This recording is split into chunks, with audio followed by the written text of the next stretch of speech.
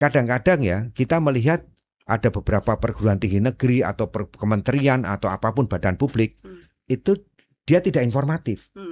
Orang selalu mengatakan kok dia tidak informatif ya. Wah ini kadang-kadang kalau tidak informatif dia pasti ada yang disembunyikan ini. Jadi AI itu harus dimaknai dia tuh sebagai alat bantu. Dia bukan pemutus.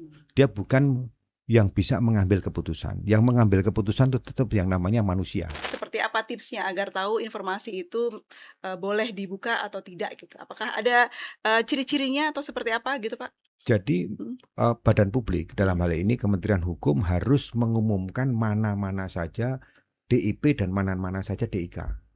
Dari situ masyarakat pasti tahu. Oh, daftar informasi yang dikecualikan apa? Sudah cukup ya dari situ saja. Dari situ, tapi misalnya ada badan publik yang LHKPN dikecualikan lah. Dia bisa melihat loh di kementerian lain tidak dikecualikan. Kok ini dikecualikan?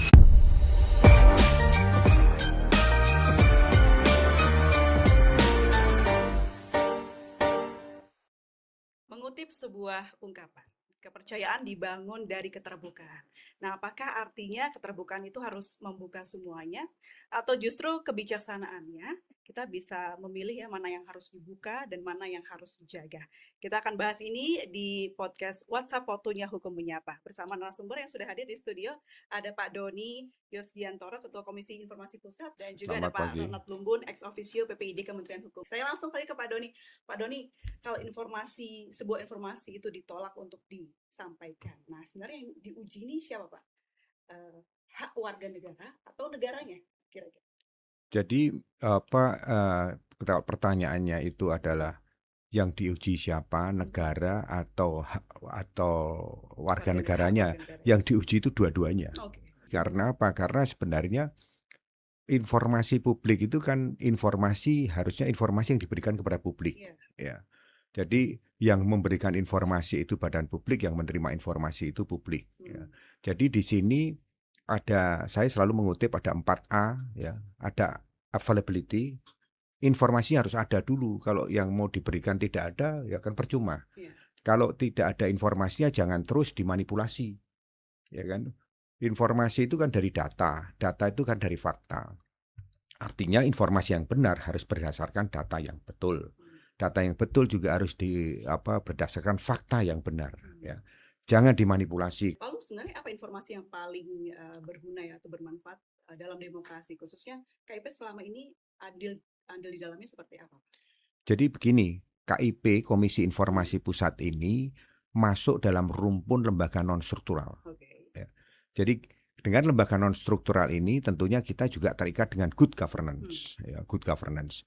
Nah, KIP ini harus juga mengikuti, KIP ini juga harus patuh terhadap Undang-Undang 14 2008, Undang-Undang Keterbukaan Informasi Publik itu.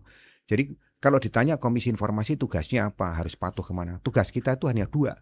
Satu, menetapkan standar layanan, ya, informasi publik kepada badan publik. Yang kedua, menyelesaikan sengketa. Kalau layanan ya standar layanan informasi publik ya, berikanlah informasi publik kepada publik sesuai dengan Undang-Undang 14 2008. Dan ini tidak hanya dijamin oleh Undang-Undang 14 2008, tapi juga di Undang-Undang Dasar 1945 pasal 28F. Saya selalu mengatakan bahwa ini tidak hanya dijamin oleh legislasi tapi oleh konstitusi. Konstitusi itu undang-undang paling tinggi, makanya ada Mahkamah Konstitusi, gitu kan. Kemudian diturunkan lagi dalam bentuk regulasi. Regulasinya itu peraturan komisi. Peraturan komisi ini kalau di Pak Ronald ini peraturan menteri. Baik.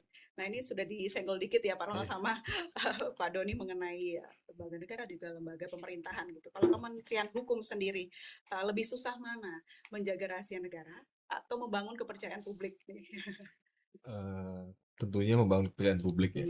Karena kalau menjaga kerahasiaan negara itu sudah ada pakemnya, peraturan perundang-undangan apa yang boleh dan apa yang tidak boleh. Tapi menjaga trust publik itu jauh lebih sulit saya rasa dibandingkan tadi menjaga kerahasiaan negara itu sendiri. Upayanya apa Pak selama ini Kementerian Hukum untuk menjaga itu? Sudah banyak yang dilakukan oleh Kementerian Hukum sebetulnya dalam menjadikan Kementerian Hukum itu sebagai badan publik yang sangat terbuka, Ya, yang pertama tentunya berbagai kanal kita miliki. Ya, yang pertama kita memiliki situs, tentunya ada di situs Kementerian Hukum www.kemenkum.go.id, dan kemudian juga platform berbagai media sosial.